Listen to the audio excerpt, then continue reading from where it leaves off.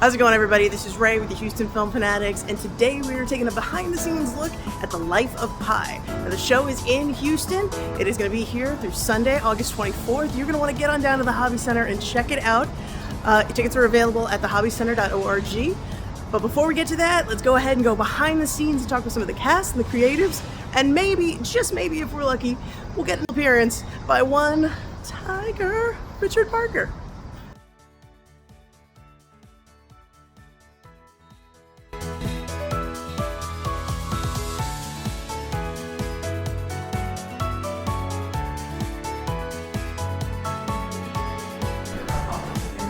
Good morning, everyone. How are you?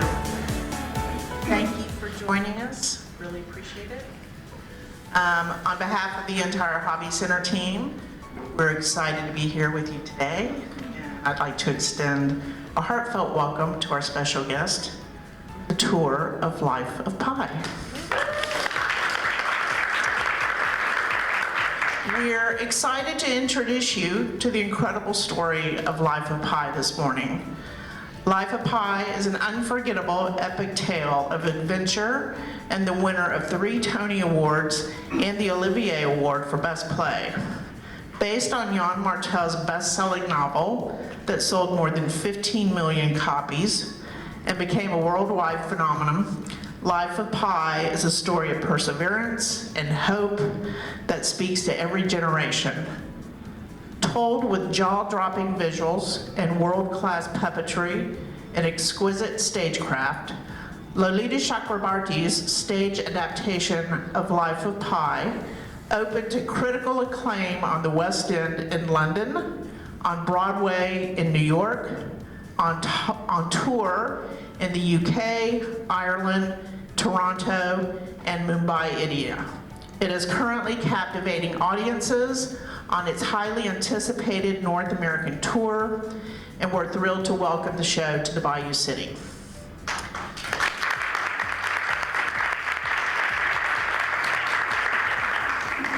Let's take a quick peek at Life of Pi.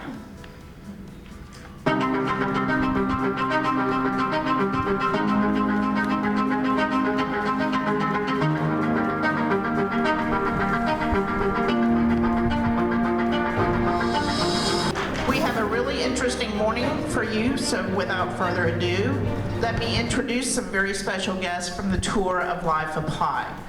Please help me welcome John Hoche, U.S. Associate Puppetry and Movement Director and Resident Director of the tour.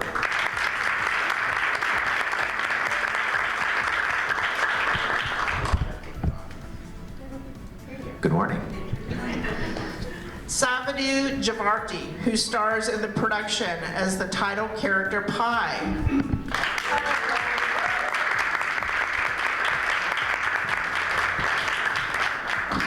Good morning, Savadu. Good morning. Good to see you again. John, we'll start with you. Wonderful. Give us a primer. What is Life of Pi about, and what can audiences expect? Yeah, well, you started so well with the introduction, and I would say that, yes, Life of Pi is a story of Pi Patel, a young boy from Pondicherry, India, in the late 70s, who is traveling across the ocean to escape political unrest. He's bringing his family and his entire zoo, in which his family owns, across the Atlantic, and unfortunately, tragedy strikes, and he finds himself on a lifeboat with a zebra, a hyena, an orangutan, and especially a Royal Bengal tiger.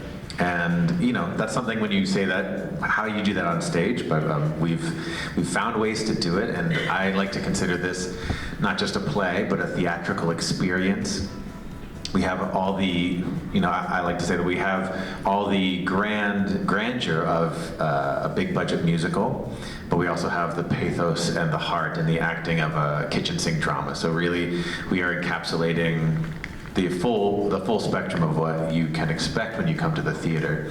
Not just that, we have incredible puppetry, award-winning automation and sets and lighting. And with all of that said, it's really a story about storytelling and belief. and what we believe, what we question, and it poses a lot of questions to the audience that not necessarily we answer, and we really pride ourselves that people are leaving our show talking about what they believe and what they think is real, and it's generating a lot of conversation, and I think that's what good theater does. You've been involved with Life of Pi since the Broadway production in 2023. Tell us a bit about your journey with the show.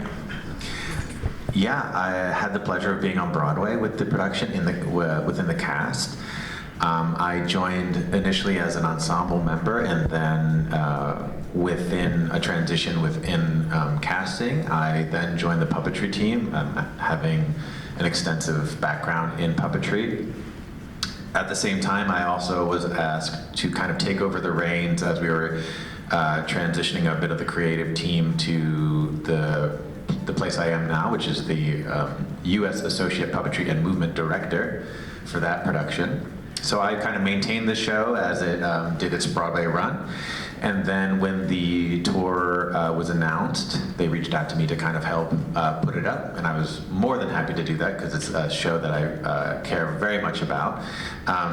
And not only adding another hat to my arsenal, they asked me to come on the road as the resident director as well. So not only am I maintaining the puppetry and movement of everything, but I'm also maintaining the kind of the full creative and artistic integrity of the show.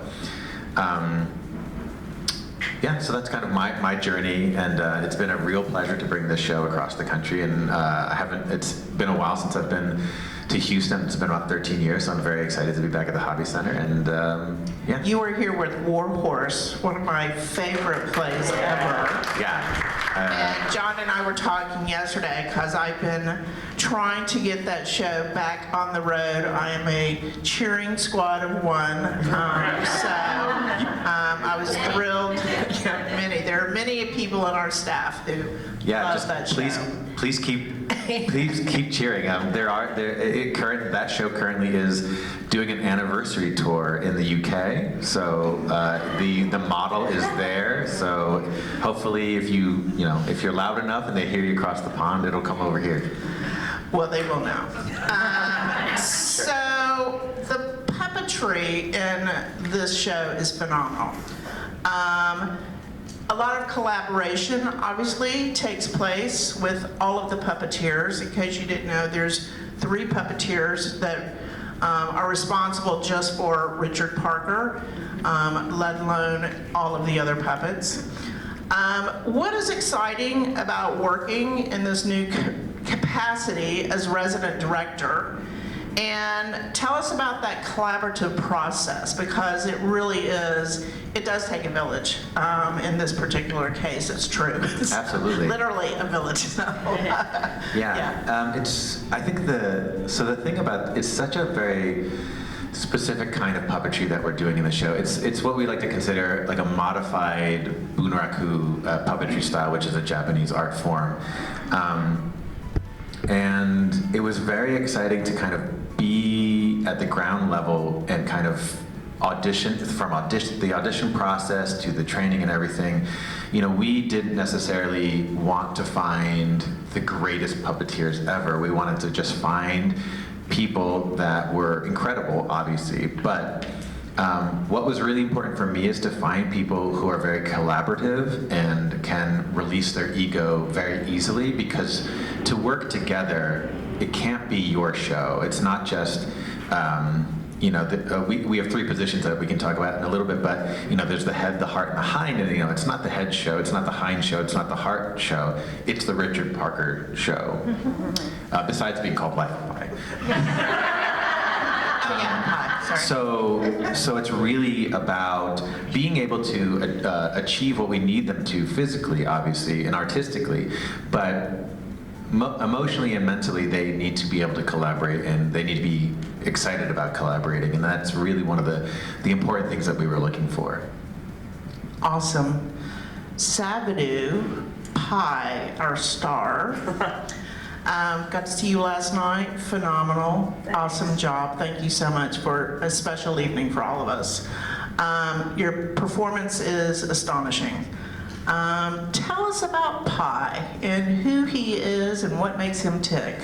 Yeah, Pi is many things. But Pi is a young boy. He lives in Pondicherry. He's around 15, 16 at the start of the show, and over the show he ages. But he doesn't age just as time ticks on. But because of his trials and tribulations that he endures at sea, he really grows into being.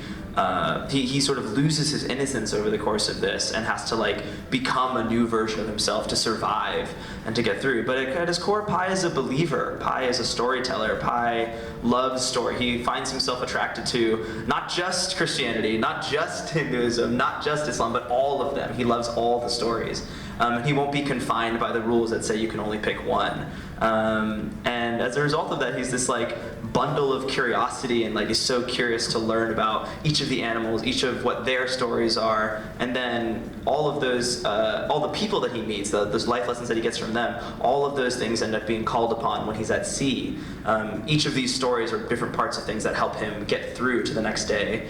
And then our show reflects back and forth. It's sort of in the hospital scenes. There's two investigators that are trying to figure out what happened with this ship. What's the actual story here? And Pi gives them his story, and this contention between them, one about facts and exactly what happened down to the meter, and what actually helped Pi survive, and some greater meaning. This battle between the two of them is really what animates our show. And so it's really important to me that Pi is someone who, to survive isn't this pretty thing all the time, right? There are people surviving crazy things right now, but to be able to find hope that's a really incredible thing. So Pi is all of those things. Pi's complex. Oh my goodness. So you meet some interesting characters along the way. Yep.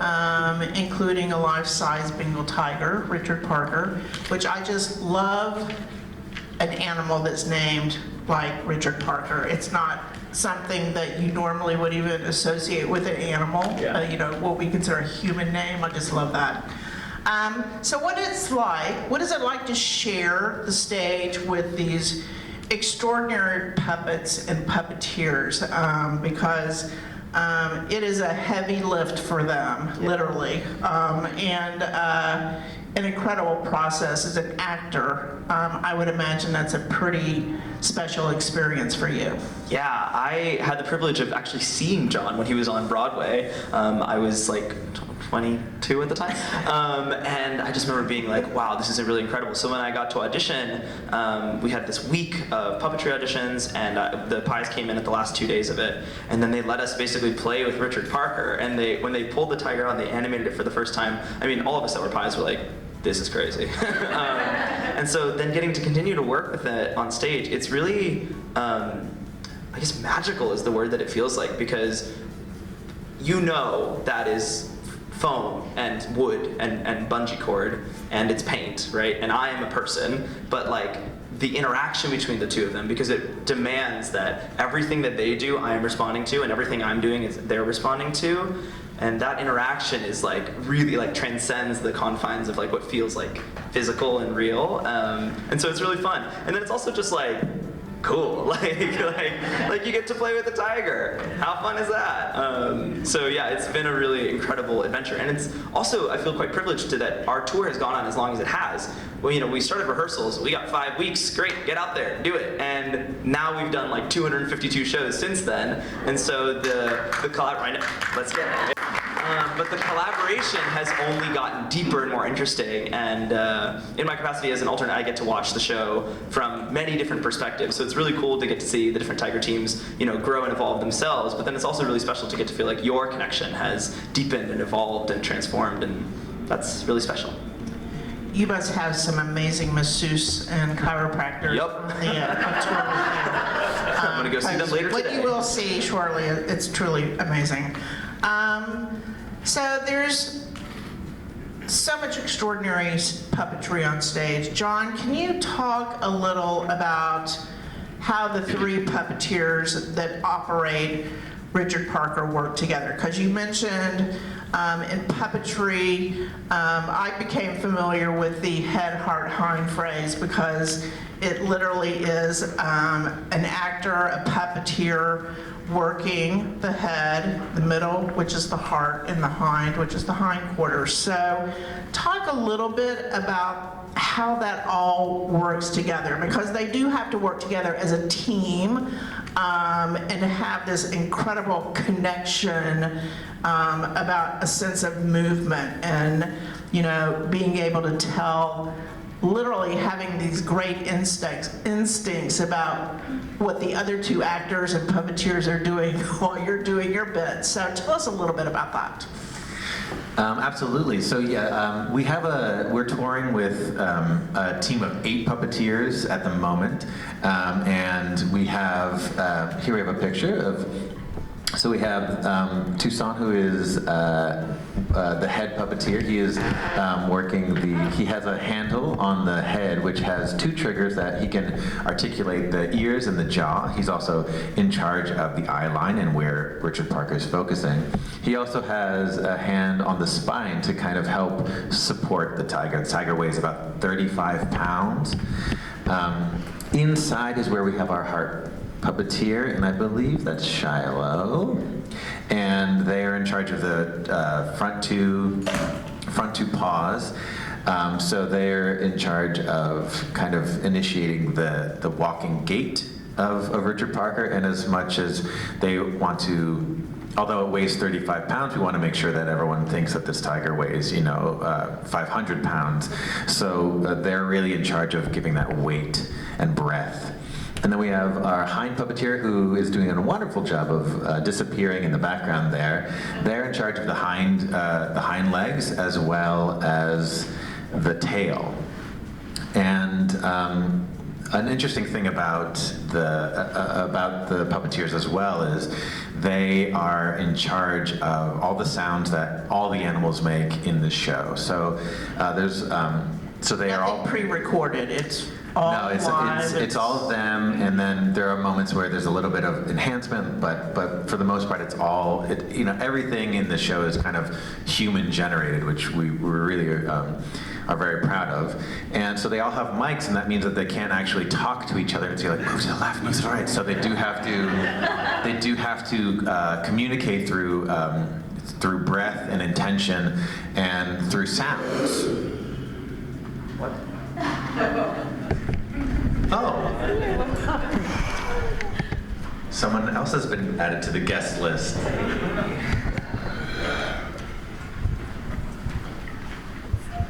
No sudden moves.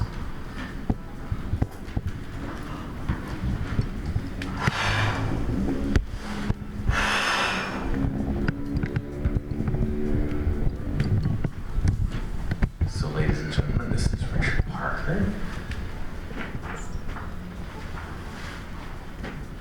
He's just taking in the space, which now is Richard Parker's. It is no longer your space. As you can see, we have our head puppeteer on the outside, holding the head spine. As well as our heart puppeteer. Be careful, John.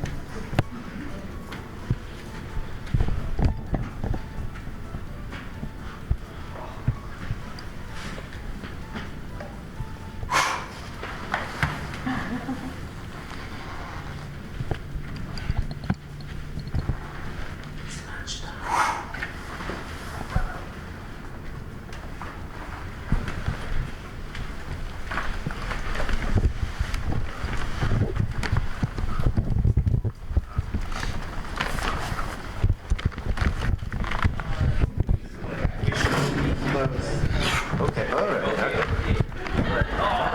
That's great. I mean,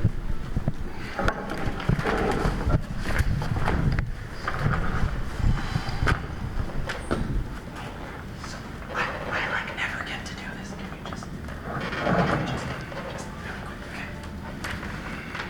just back up a little. So I don't know if now's the time for a selfie. Just be cool. Hey. Hey, good kid. Hey. Hey! Okay, all right. Okay. I got you.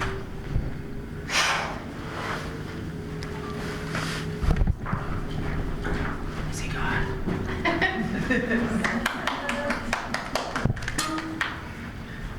Richard Parker, everyone.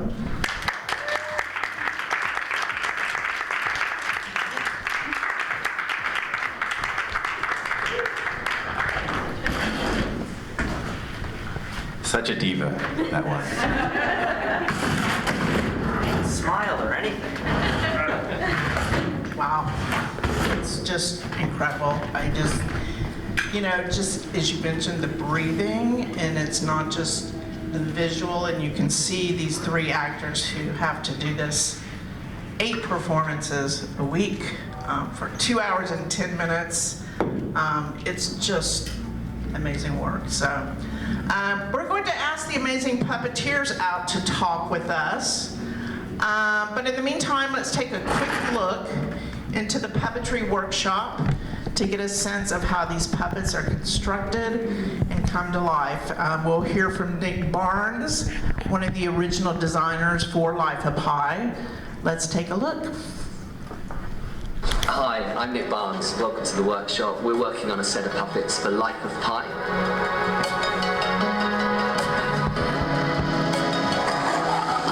So each part of the animal starts out as a big lump of plastizote and is sculpted by hand. I mean, you basically take a lump of plastizote and you turn it into something else, and with it you put love and you make a puppet which hopefully can carry a story which has great meaning. This one of the sea turtles, Ollie's just adding some finishing paint touches to that. Through here we have one of the zebra bodies, so Aga is sculpting front part of the zebra. It's supported by a spine which goes all the way through it. There's a backpack just here which rests on the performer. All around the workshop we've got bits of animal limbs hanging around whilst they're in various states of sculpting and painting. So Suzanne is working on the tiger head mech. So up here we've got Georgie who's painting the orangutans. And we couldn't go without showing you what Caroline's working on. She's sculpting the tiger's head. Of course, the star of the show. Hopefully that gives you a bit of a flavour for what we're doing, and we hope to see you all at Life of Pi.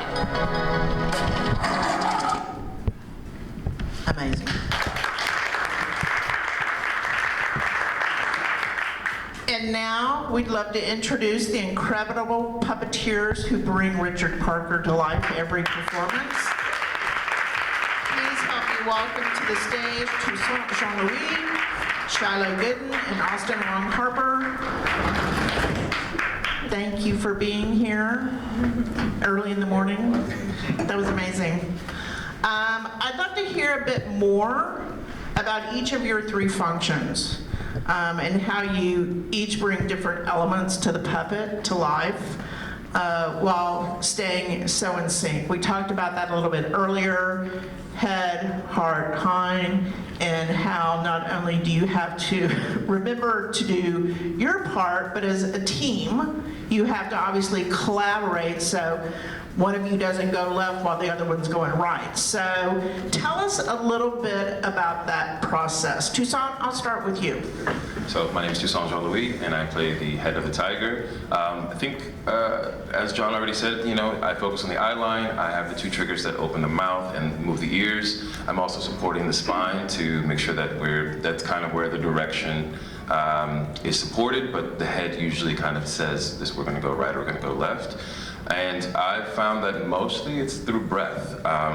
There's a lot of breath cues that I may give where I'm saying it's time to move forward. So I'll just go, and definitely the roars are there. So that's kind of what I feel is my job as the head of the tiger.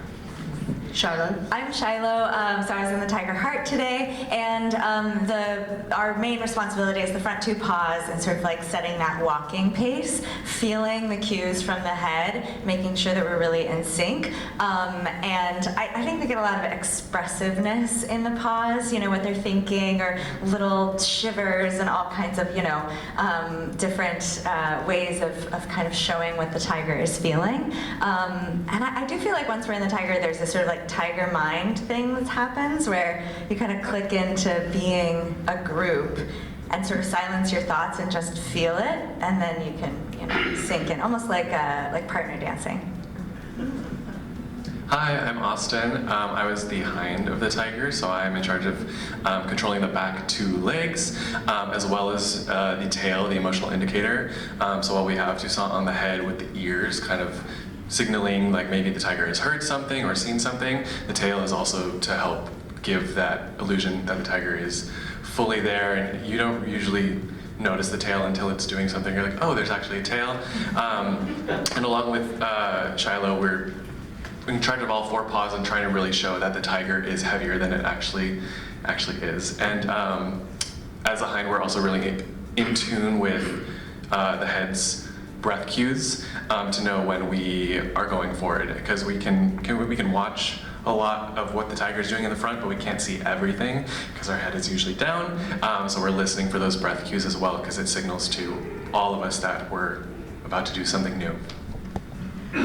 So there is so much coordination between all of you that's unspoken. We've talked about this a little bit. And I'm wondering if you could walk us through how the breath of the tiger is really what joins you together as a group, because it is, anytime I hear that roar or that deep breath, I mean, it raises the hair on my arms. It's amazing. A little spooky too. Perhaps Toussaint, you can explain how that happens and show us a little bit of a demo? Sure. So for like a meerkat, if we see something that we're going to go kill as well, something that we're going to pounce on. So it may just start with, you know, all of a sudden you feel the sense, so you just kind of get a little bit lower. I may pull back on the cage, and then I'll start with a, and I'm kind of pushing back as I'm going, and then there's just a moment of eventual release where it's like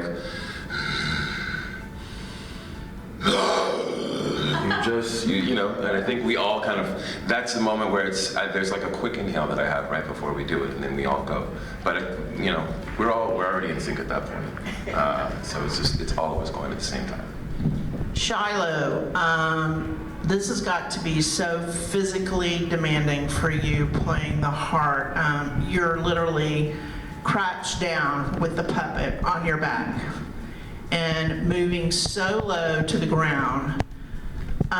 How do you even keep in shape to do such a physical show 8 times a week? As I said, you probably have a really good masseuse and a chiropractor on tour with you, if I had to guess. And first thing I'll say is just that the puppetry is extraordinarily difficult for all of the puppeteers, and every part has its challenges. I think visually a lot of people think, oh, it must be really hard in the middle there, and I'm like, it's really hard in all of the parts actually. Yeah, we work really hard to stay ready. We have a physical therapist who travels with us. We have an ice bath that's available for us. I love an ice bath. So we'll get massage, we'll do compression, we'll do acupuncture, we'll do heat, we'll do stim. I personally take a hot bath after every single show. And a lot of us go to the gym or do other, like some people do yoga, some people do dance. We have a couple of acrobats. Like everybody's got their other physical skills that they like to do, so that you're not only doing the kind of physical movement that's in the show, to sort of free your body up, and a lot of sleep and a lot of water.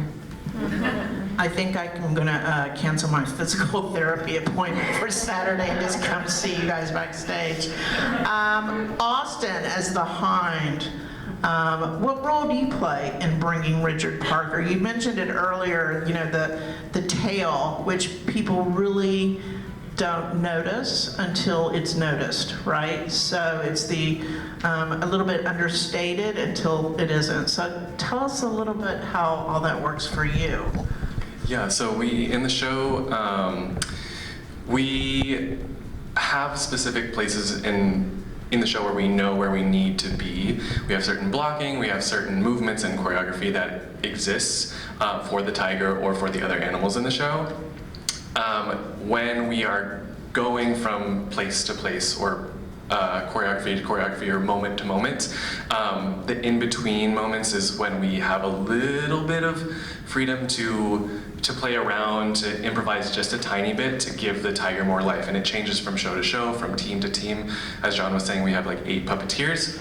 So it might be different if I am with a different head or a different heart. We might take a little bit longer to get somewhere, a little bit shorter, it might be a little quicker. So in those in-between moments, it's our jobs to add a little bit of spice, and so the tail is a little bit of that spice, whether we're waiting for something, whether we're about to crouch and pounce onto something. It's our job as the hind to add that tail to just like give that little extra like punctuation to the sentence that we're building within those in-between moments. So we've been up here talking for 45 minutes or so, and I'm sure that some of you might have some questions of your own, and we're going to open up the floor for a few questions. Go ahead. This question is for Pi. In the beginning of the show, you hate Richard Parker, and then by the end, you love him and you have a strong friendship with him. So I wanted to know, like, what is during the show, like, where do you think that starts to change or shift for Pi? That's a good question. I think being trapped at sea for 227 days with anyone will change your relationship with them. But I also think it's sort of on 2 levels to me. I think a lot of really difficult things happen at sea, and for Pi to be alone through that, he would not have made it. And so they become like codependent on each other, in that like Richard Parker can't get food and Pi can't live, right? So it's like there is that relationship there, and like if you have seen the show, without giving too much away, Richard Parker literally saves Pi, and Pi realizes, like, is sort of shocked into realizing like how important you've been. But there's other moments where this is sort of like the metaphysical layer of the play, where it's like Pi and Richard Parker maybe are one and the same, right? Like there's some graying of that area, and in that way, like, Richard Parker is a tiger. He is a threat. He is a claws and talons and like roaring animal, right? And like those are all the things that Pi is not really in the beginning of the show, but has to learn to be in order to survive his ordeal at sea. And so really it's the interactions on the boat, but it's every moment that like Pi is tried and has to rise above like his youth and his like innocence and his naivete to then become something more. I think he realizes there's more between them than what he initially sees from Richard Parker, which is murder, right? Like he sees Richard do something horrible. But then like, you know, you come to understand like Richard is eating. That's what that was really about, right? Like, and so there's that whole interaction. So I don't think there's a single trigger point, but that's sort of what it feels like over the course of the show. Anyone else? Kate? Hey, hi. I had a question about the puppets and the maintenance on the road. So, like, how many Richards did they fabricate for you guys? Like, do you have extra pieces? If a leg falls, I mean, I know it's like an arm falls off. Are you able to like fix it on the road? If someone like painting backstage, you have to like take it to that creative house and they like make you other parts. Like, how does that work when it comes to maintenance? We have 2 sets of everything. So we've got 2 tigers, we've got 2 zebras, we've only had 1 giraffe, we've got 2 orangutans, only 1 rat, now that I'm taking inventory in my head. 2 goats, 2 goats. So we generally have 2 of everything, and we kind of alternate between using them so one doesn't get overused and one is, so. And besides that, we have an incredible puppet tech who her only job is to maintain the puppets. So she is part of our touring crew, and she comes in very early in the morning and looks over all the puppets that were used the night before. She's always touching up the paint. She's always restringing bungees or finding things that need to be touched up. And besides that, she's also in communication with myself and with stage management and with the puppeteers about like how the puppets are feeling on stage to kind of address certain things like that. The cool thing about the puppets also is that they're all, like you saw in the video, they're all handmade, so they're all a little different, which is kind of cool. So like each Richard Parker in every tour, in every production around the world is just a wee bit different, which is kind of cool. Anyone else? Yes, I have a question, pretty much for everyone from Pi, director, and people in charge of the Tiger as well. The Tiger we've described as a very strong character in the play, not only for like what he does, but also just his presence and his tone. So I was wondering if you could talk about how you balance the Tiger with Pi without one overshadowing the other, because it's really most plays them interacting with each other, not having it be an unequal balance. That's an incredible question that I've never been asked before. For those who didn't hear, so how do we balance kind of Pi and Richard Parker kind of sharing the stage and not one or the other kind of overshadowing the other? I think you guys can also speak to this, but it's a little bit in the writing, it's a little bit in the blocking, and really I think all in the acting as far as Richard Parker and Pi goes. And the story kind of sets us up so that sometimes Pi will shine, and then sometimes Richard Parker will shine, but then there's always moments when it's very symbiotic together. And I think a lot of times it's just the two of them on stage, and I think we've made sure that you see the kind of relationship kind of grow as the story progresses, I think. I feel like a lot of it's about listening. I think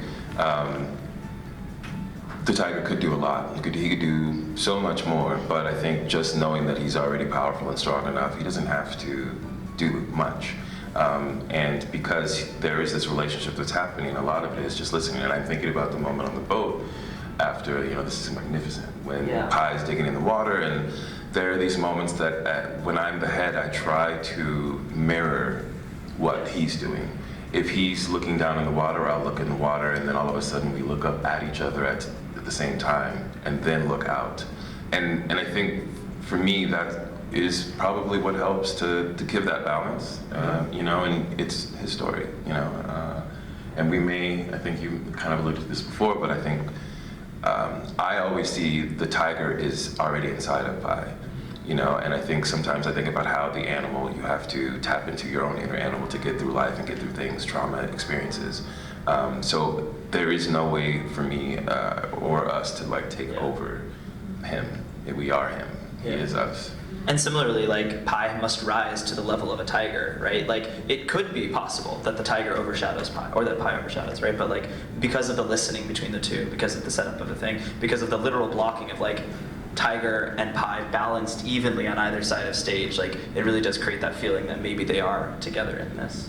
I was just gonna say, I don't know if when you're in theater, there's sort of a truism that they'll say where they'll be like, if you put a live animal on stage, no one's gonna pay attention to anyone else, because babies or live animals, right? There's a certain complete realness about them that your eye is just drawn to them, and so in that way, because we're attempting to be a completely believable live animal, we are fascinating to watch, and yet we don't have any lines. So that, the fascination of watching a live animal is sort of balanced out by the fact that Pi gets to talk, and it's kind of have both,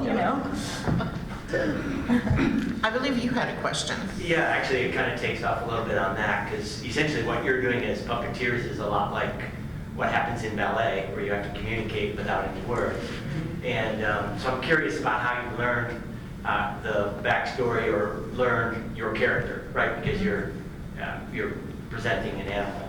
Yeah. So I was curious about how you went about doing that. Sure, I'll jump in and go for it. We watch a lot of videos of the different animals that we portray just to kind of learn what their body language is like and how they might express things.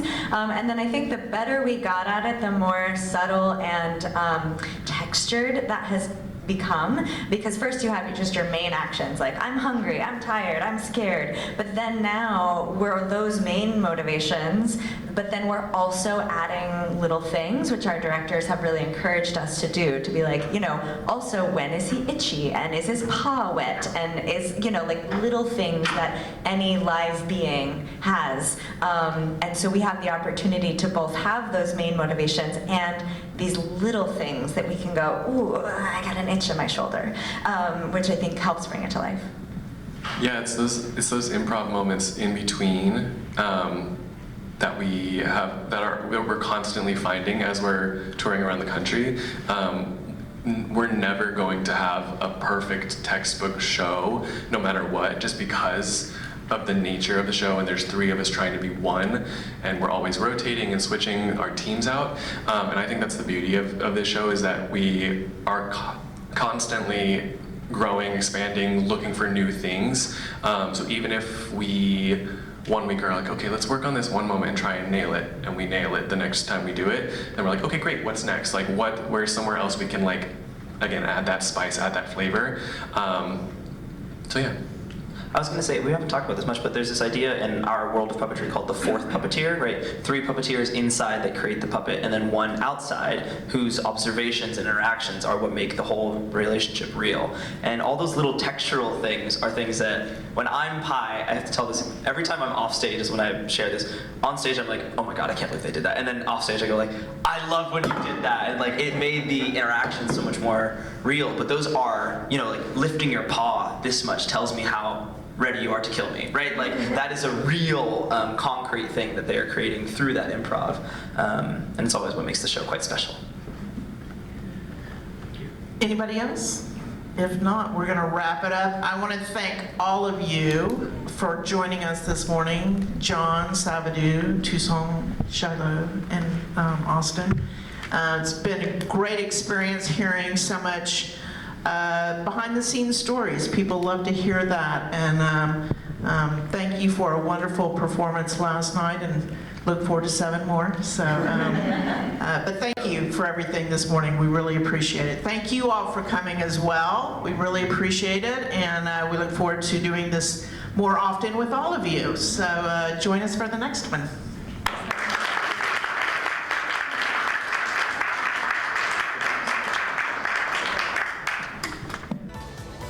So there you have it, guys. That was a behind-the-scenes look at the amazing, incredible puppetry and artistry that goes into the life of Pi. Again, you are going to want to check out this show. It is playing at the Hobby Center in Houston now through August 24th. Get your tickets. It is going to blow your mind. This is an incredible show, stunning visuals, amazing puppetry. I can't say enough great things about it. It is such a fun time at the theater. So come get transported away onto a boat in the ocean with Life of Pi. Get your tickets at thehobbycenter.org. And this has been Ray with the Houston Film Fanatics, and we'll catch you guys next time. Thanks everybody for watching.